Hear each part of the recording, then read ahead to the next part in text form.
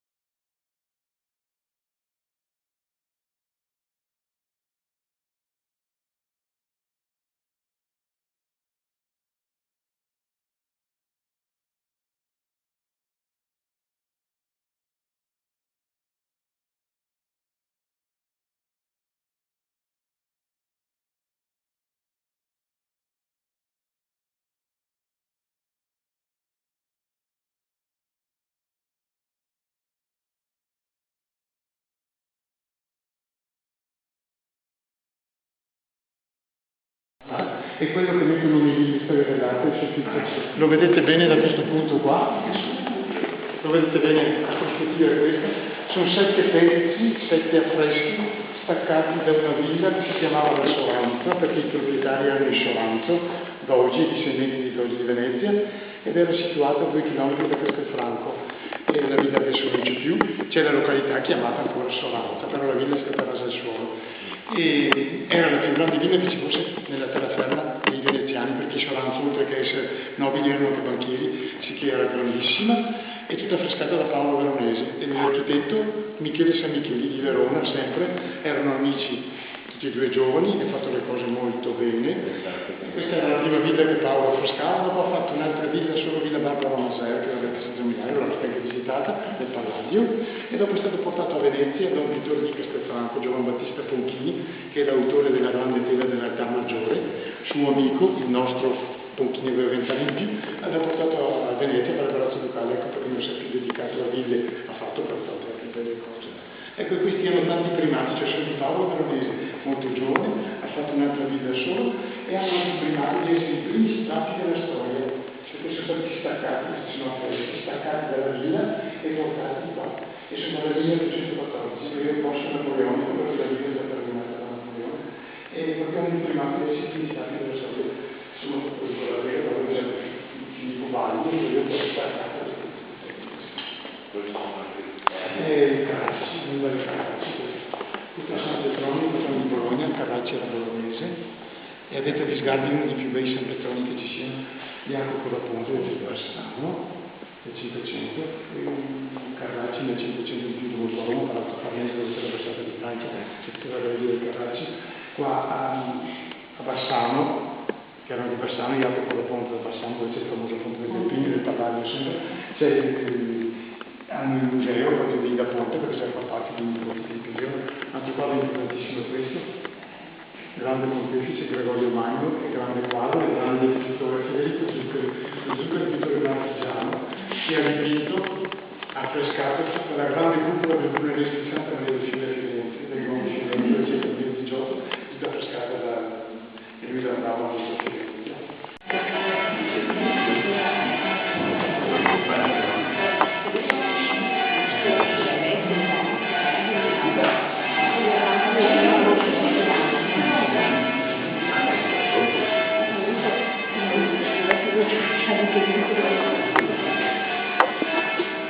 Questa è la storia, allora, raccontava la storia di questo dipinto. Allora, ma tanti dicono che il santo a sinistra, oltre ad essere santo, sarebbe anche la riproduzione del giovane Matteo morto in battaglia. sì, il committente è il papà. È il padre del giovane defunto. Che ha il simbolo dentro lì. Sì, quel... soltanto le coste, sono le coste disegnate nello stemma, la costante. Sì, ecco, questo è veramente Una delle prime pale dove non c'è lo sfondo, ma viene messo un paesaggio come sfondo. La lettera di San Francesco. formidabile. Ecco, lì si ripetono le costole, lo stemma col leone. Che forse è sepolto qua, questo ragazzo.